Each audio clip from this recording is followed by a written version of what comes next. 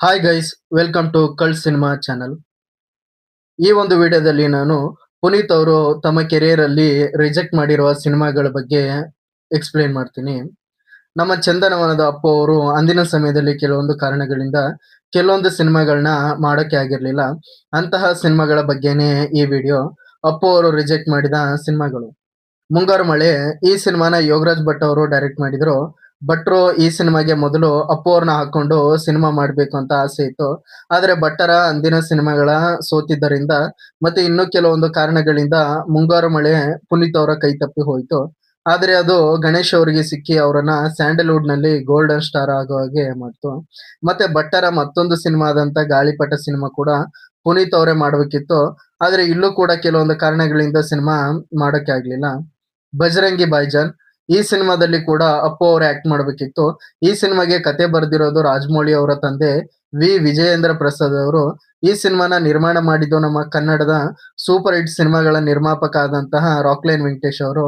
ಹೀಗಾಗಿ ಆ ಸಿನಿಮಾದಲ್ಲಿ ಪುನೀತ್ ಅವರನ್ನೇ ಕ್ಯಾಸ್ಟ್ ಮಾಡ್ಬೇಕು ಅನ್ಕೊಂಡಿದ್ರು. ಆದ್ರೆ ಪುನೀತ್ ಅವರು ಈ ಸಿನಿಮಾನ ರಿಜೆಕ್ಟ್ ಮಾಡಿದ್ರು. ಪುನೀತ್ ಅವರ ಕೈ ತಪ್ಪಿ ಸಲ್ಮಾನ್ ಖಾನ್ ಅವರಿಗೆ ಹೋಯ್ತು. ಆ ಸಿನಿಮಾ ಸೂಪರ್ ಹಿಟ್ ಕೂಡ ಆಯ್ತು. ಸಪ್ತಸಾಗರದಾಚೆಯಲ್ಲೋ ಈ ಸಿನಿಮಾನ ಹೇಮಂತ್ ರಾವ್ ಅವರು ಡೈರೆಕ್ಟ್ ಮಾಡಿದ್ದಾರೆ.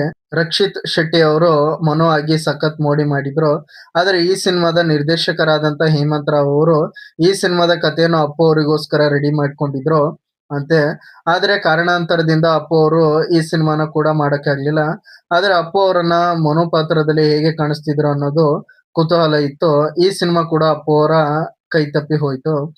ಟೋಬಿ ಈ ಸಿನಿಮಾದಲ್ಲಿ ರಾಜ್‌ವಿ ಶೆಟ್ಟಿ ಅವರು ಆಕ್ಟ್ ಮಾಡಿದ್ದಾರೆ. ಈ ಸಿನಿಮಾ ರಿಲೀಸ್ ಆಗಿ ಅಷ್ಟೇನು ಸೌಂಡ್ ಮಾಡ್ಲಿಲ್ಲ.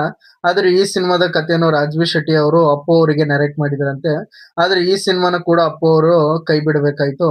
ಆದ್ರೆ ಅಪ್ಪು ಅವರು ಈ ಸಿನಿಮಾನ ಮಾಡಿದ್ರೆ ಒಂದು ಪಕ್ಕಾ ಮಾಸ್ ಕಮರ್ಷಿಯಲ್ ಸಿನಿಮಾ ಆಗ್ತಿತ್ತು ಅನ್ನೋದು ನನ್ನ ಅಭಿಪ್ರಾಯ. ಕಾಂತಾರ ಈ ಸಿನಿಮಾ ನಿಮ್ಗೆಲ್ರಿಗೂ ಗೊತ್ತಿರೋ ಹಾಗೆ ರಿಷಬ್ ಶೆಟ್ಟಿ ಅವರು ಆಕ್ಟ್ ಮಾಡಿ ಡೈರೆಕ್ಟ್ ಮಾಡಿರೋ ಸಿನಿಮಾ.